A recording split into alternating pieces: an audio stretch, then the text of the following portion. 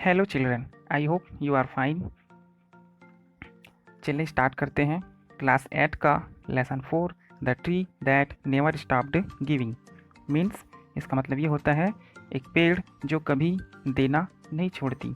ठीक है, यहाँ पर आप लोगों के लिए देखो बॉक्स में एक क्वेश्चन दिख रहा है, what do trees gives us. पेड़ हमारे लिए क्या करती है? तो पेड़ हमें छाया देती है। क्या देती है? छाया देती है, लकड़ियाँ देती हैं, फल देते हैं। ठीक है, और एक महत्वपूर्ण चीज़ क्या है, कार्बन डाइऑक्साइड ग्रहण करके हमें ऑक्सीजन देती है। और ऑक्सीजन हमारे लिए कितनी ज़रूरी है आपको तो पता ही है। ठीक है, तो पेड़ हमारा एक मित्र के समान ही होता है, इसलिए हमें उसे उसकी केयर करनी चाहिए। ठीक है, चलिए पढ़ते हैं। There lived a naughty boy in a village. Each day the boy spend hours playing near the large old mango tree.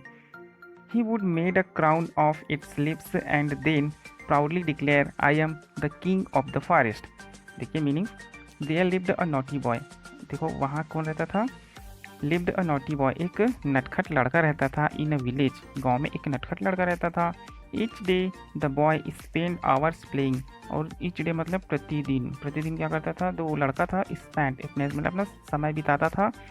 Hours, घंटों समय बिताता था प्लेइंग, खेल करके, near the large old mango tree, मतलब उस बड़े से पेड़ के नीचे, आम के पेड़ के नीचे क्या करता था? वो खेल करके अपना समय बिताता था। He would make a crown of its lips, मतलब वो जो है उस पेड़ के क्या बोलते हैं, पत्तों से, है ना, लिप से क्राउन बनाता था। क्राउन मतलब होता है एक तरह से मुकुट बोल सकते हैं।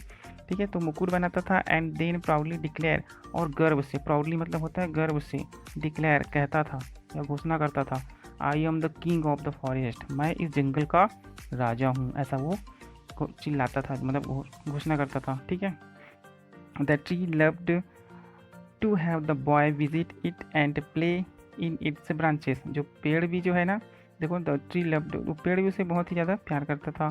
टू हैव द बॉय, उस लड़के को, विजिट इट मतलब उसे उस लड़के का वहाँ आना भी बहुत पसंद था। And play in its branches, और वो उसे अपने शाखाओं के साथ खेलने देता था। Time passed, the boy grew to be a man but to the tree he would always be a boy. देखिए यहाँ पर बोला टाइम पास्ड, समय बीतता गया। The boy grew to be a man, मतलब जो बच्चा है वो क्या बन गया? आदमी बन गया, मतलब बड़ा हो गया। बट टू द ट्री, लेकिन उस पेड़ के लिए, ही would always be a boy, लेकिन उस पेड़ के लिए हमेशा वो उसका बच्चे जैसे ही रहा। Gradually he stopped coming to the tree, then one day to the tree's great delight he saw the boy approaching. इसका मतलब ये हुआ, ग्रेजुअली मतलब होता है धीरे धीरे, he stopped coming to the tree, मतलब धीरे धीरे वह आना बंद कर दिया। Stopped coming to the tree मतलब कौन आना बंद कर दिया? वो लड़का वहाँ पर आना बंद कर दिया।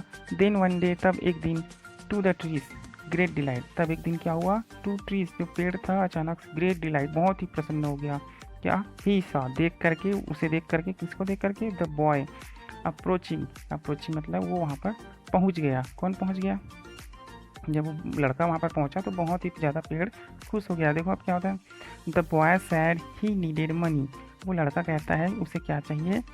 द बॉय सैड, वो लड़का कहता है ही नीडेड मनी, कि उसे रुपए चाहिए। ठीक है, for without money he didn't, sorry he couldn't marry, मतलब बोल रहा है फॉर विदाउट मनी, मतलब बिना पैसे के, बिना रुपए के, ही कुडंट मैरी, उसकी शादी नहीं हो रही है। ठीक है, मतलब वो मैरी मतलब होता है शादी। ठीक है, नहीं हो पा रही है। तो देखो आम का पेड़ क्या बोलता है, take my mangoes, they are the best variety, sell them and you will have more than enough money, offer the genius tree. देखिए यहाँ पे बोल रहा है take my mangoes, take my mangoes मतलब मेरे सारे आम ले लो। They are the best variety, मतलब ये अच्छे किस्म के हैं। वैरायटी मतलब किस्म, है ना, ये अच्छे किस्म के आम हैं। सेल देम, इन्हें बेचो। एंड यू विल हैव, और तुम्हारे पास हो जाएंगे, मोर देन इनफ मनी, तुम्हारे पास ज़रूरत से ज़्यादा पैसे हो जाएंगे। ठीक है, ऑफर्ड, ऐसा उन्होंने ऑफर दिया। ठीक है, मतलब एक तरह से द जीनियस ट्री, जीनियस मतलब होता है उदार, पेड़ ने उसे ऐसा ऑफर दिया। The boy didn't wait another minute, वो लड़का जो है एक मिनट भी इंतज़ार नहीं किया। For what did the boy not wait, ये यहाँ पे पूछ रहा है कि उस लड़के ने क्या चीज़ का इंतज़ार नहीं किया। The boy stripped the tree of every single mango, sold them and got married. अब देखिए यहाँ पर वो जो लड़का है, स्ट्रिप्ड, स्ट्रिप्ड मतलब तोड़ दिया, द ट्री उस पेड़ का ऑफ एवरी सिंगल मैंगो, हर एक आम को तोड़ लिया उस पेड़ से, सोल्ड देम और उन्हें बेच दिया, एंड गॉट मैरिड और क्या कर लिया, शादी कर लिया। After a lapse of time the boy came back again सुलैंड and complaining, I need a house, can you give me a house. देखिए आगे क्या हुआ, after a lapse of time, समय इसी तरह बीतता गया, ठीक है। The boy came back again, वो लड़का फिर से आया, सुलैन एंड कंप्लेनिंग मतलब उदास और एक शिकायत भरा उसका स्वभाव रहा होगा, उदास और शिकायत भरा, ऐसा वो अपना चेहरा बना करके फिर से आया। आई नीड अ हाउस, अब उसे क्या चाहिए, आई नीड अ हाउस, बोलता है मुझे घर चाहिए। Can you give me a house, क्या तुम मुझे घर दे सकते हो, ऐसा वो उस पेड़ से कह रहा है। Take my strong branches and build yourself a house and make your furniture too, said the loving tree. अब देखिए टेक माई स्ट्रॉन्ग ब्रांचेस मतलब मेरे मजबूत शाखाओं को ले लो, और बिल्ड यूर सेल्फ, और बिल्ड यूर सेल्फ मतलब होता है मतलब अपने आप से तुम खुद हाउस एक घर बनाओ, ठीक है। मतलब ये बिल्ड मतलब होता है बनाना, एक तरह से निर्माण करना, ठीक है। तो अपने आप से तुम क्या बना लो, एक घर बना लो, and make your furniture too, और अपने जो फर्नीचर मतलब होता है जो लकड़ियों के सामान बनाए जाते हैं, टेबल मेज कुर्सी, उसको बोलते हैं फर्नीचर, ठीक है। And make your furniture too, और अपने फर्नीचर भी तुम बना लो। सेट द लिविंग ट्री, ऐसा उस प्यारे वृक्ष ने कहा। So the boy hack down all the branches leaving the tree with just its trunk, ठीक है। अब देखो इसलिए द बॉय हैक डाउन मतलब काट करके अलग कर देना, ठीक है, या काट करके गिरा देना। तो उस लड़के ने काट करके गिरा दिया ऑल द ब्रांचेस, सभी शाखाओं को, लिविंग द ट्री मतलब एक तरह से उस पेड़ से अलग कर दिया, है ना, विथ जस्ट इट्स ट्रंक। अब उसके पास केवल क्या बचा था, ट्रंक बचा था, जिसको बोलते हैं तना बोल सकते हैं, मोटा तना। Slowly the tree aged without its branches and leaves, it felt lonely and sad, it missed the boy. मतलब स्लोली मतलब धीरे धीरे मतलब क्या होने लगा, द ट्री एज्ड पेड़ की उम्र होने लगी, मतलब एक तरह से बूढ़ा होने लगा, ठीक है। विदाउट इट्स ब्रांचेस बिना शाखाओं के, एंड लिव्स बिना पत्तियों के। इट फेल्ट लॉनली वो अकेला महसूस करने लगा, एंड सैड और दुखी महसूस करने लगा। इट मिस्ड द बॉय, अभी भी वो किसको मिस कर रहा है, किसको ज़्यादा याद कर रहा है, उस लड़के को ही याद कर रहा है, ठीक है। ईयर्स वेंट बाई, सालों बीत गए। The lonely old tree often thought of the boy, and then one day the boy came again, not quite as young as before।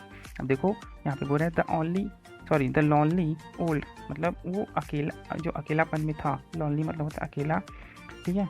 old tree जो बूढ़ा वृक्ष था, often अक्सर जो है, thought सोचता था, of the boy उस लड़के के बारे में सोचता था, and then one day और तब एक दिन, द बॉय केम अगेन वो लड़का जो है फिर से आया, not quite as young as before. अब वो पहले की तरह क्या नहीं था, यंग नहीं था, पहले की तरह क्या नहीं था, यंग नहीं था। आई बिफोर मतलब पहले। आई नीड अ बोट, मुझे क्या चाहिए, उसे बोट चाहिए, एक नाव चाहिए। He said to the tree, उसने उस पेड़ से कहा। I want to travel to see something of the world, मतलब वो बोल रहा है कि आई वॉन्ट टू ट्रैवल, मैं यात्रा करना चाहता हूँ, to see something of the world और इस दुनिया में कुछ देखना चाहता हूँ, ठीक है।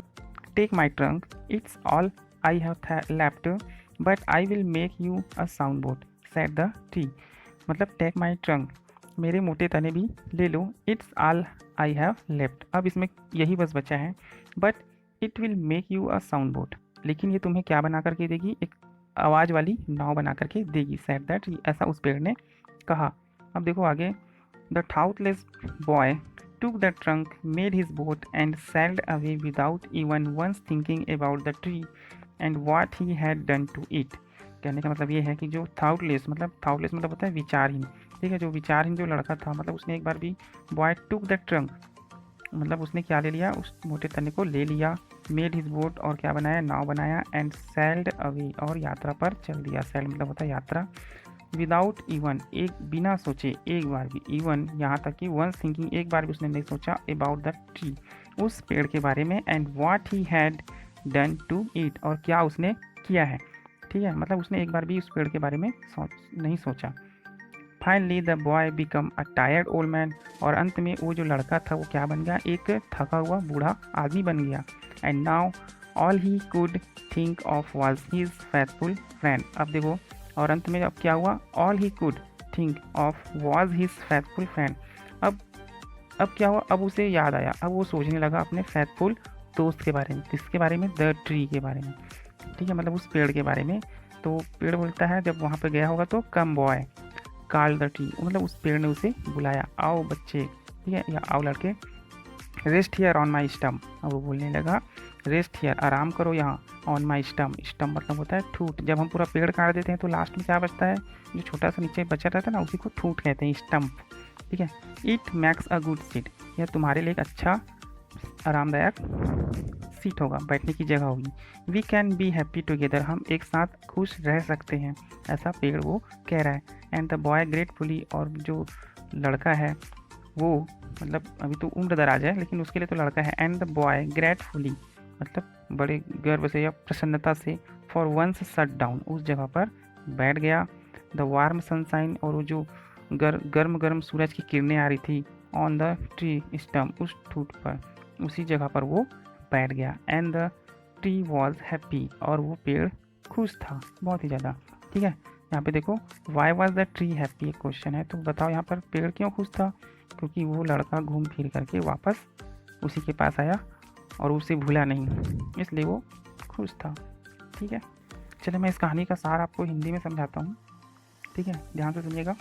The tree that never stopped giving, मतलब एक ऐसा पेड़ जो कभी देना नहीं छोड़ता, ठीक है। एक समय की बात है कि एक लड़का था, ठीक है, वो बहुत ही मतलब नटखट था, ठीक है, और उस आम के पेड़ के पास अक्सर आता था, ठीक है, और उस आम के पेड़ की पत्तियों को तोड़ करके अपना मुकुट बनाता था, ताज एक मुकुट की तरह बना लेता था, और बोलता था कि मैं इस जंगल का राजा हूँ। समय इसी तरह बीतता गया, वो लड़का बड़ा हो गया, ठीक है, और एक दिन वापस आया और बोलता है कि मुझे पैसे चाहिए, मुझे शादी करनी है। तो वो आम का पेड़ बोलता है मेरे सारे आम ले लो और इन्हें बेचो और शादी कर लो, ठीक है। तो वो लड़का सारे आम बेच करके शादी कर लेता है। फिर कुछ दिनों बाद वो लड़का फिर नहीं आता, फिर और एक बार आता है, लेकिन वो उदास और शिकायत लेकर आता है कि मुझे घर चाहिए, ठीक है। तो वो पेड़ जो है कहता है कि मेरे सारे शाखाएँ काट लो और घर बना लो और फर्नीचर भी बना लो, और वो लड़का सारे उसके ब्रांचेस को काट देता है और क्या बना लेता है, घर भी बना लेता है, ठीक है। अब क्या होता है, कुछ दिन और बीत जाते हैं, फिर एक बार और आता है वो धीरे से और बोलता है कि मुझे नाव चाहिए, मुझे यात्रा पे जाना है, ठीक है, मैं यात्रा पे जाना चाहता हूँ, ऐसा कहता है। तो पेड़ के पास तो मात्र वो मोटा सा ट्रंक बस बचा था, तो बोलता है इसे भी ले लो, ये तुम्हें एक अच्छी वाला नाव बना करके मतलब दे देगा, बन जाएगा, ऐसा करके, ठीक है।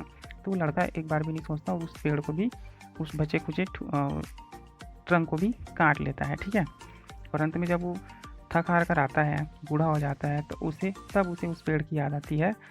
फिर वह पेड़ कहता है कि आओ मेरे इस ठूट पर बैठो, इसमें तुम्हें आराम मिलेगा, ये बहुत ही अच्छी सीट है, ठीक है। और वो वहाँ पर बैठ जाता है, पेड़ इससे बहुत ही खुश हो जाता है, और इस तरह से वो बूढ़ा व्यक्ति भी बहुत ही खुश रहता है, ठीक है। इस तरह से कहानी ख़त्म होती है।